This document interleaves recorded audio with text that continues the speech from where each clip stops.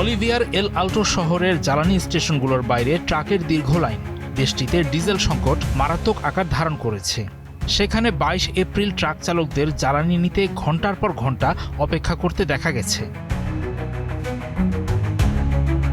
দীর্ঘদিন ধরেই বারবার জ্বালানি সংকটের মুখে পড়ছে Bolivia.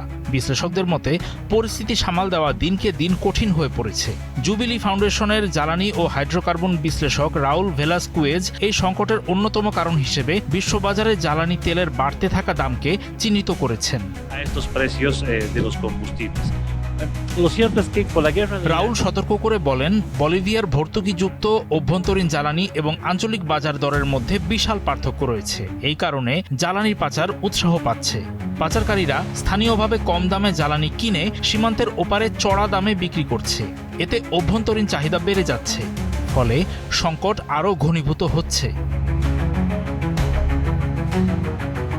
বলিভিয়ার senate president Diego Avila সমস্যার গুরুত্ব স্বীকার করে বলেন, হাইড্রোকার্বন সরবরাহের ক্ষেত্রে দেশটি একটি গুরুতর সমস্যার মধ্য দিয়ে যাচ্ছে। তিনি আরও জানান, সরকার এবং রাষ্ট্রীয় তেল কোম্পানি ওয়াইপিএফবি আমদানির মাধ্যমে এই সমস্যা সমাধানের চেষ্টা করছে। তবে এই আমদানির মূল্য মার্কিন ডলারে পরিশোধ করতে হচ্ছে। এটি এই মুহূর্তে দেশটির জন্য একটি দুর্লভ সম্পদ।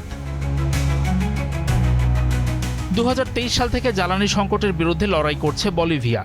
জানুয়ারি মাসে রদ্রিগো পাজের প্রশাসন জ্বালানির দাম সমন্বয় করার জন্য একটি সুপ্রিম ডিক্রি জারি করেছিল। তবে পাচার, তেলের উচ্চ মূল্য এবং সরবরাহের ঘাটতি বলিভিয়ার এই সংকটকে আরও শোচনীয় করে তুলেছে। দেশটির রাষ্ট্রীয় তেল কোম্পানি ওয়াইপিএফবি এই পরিস্থিতির জন্য কৃষি কার্যক্রমের কারণে চাহিদার অস্বাভাবিক বৃদ্ধিকে দায়ী করেছে।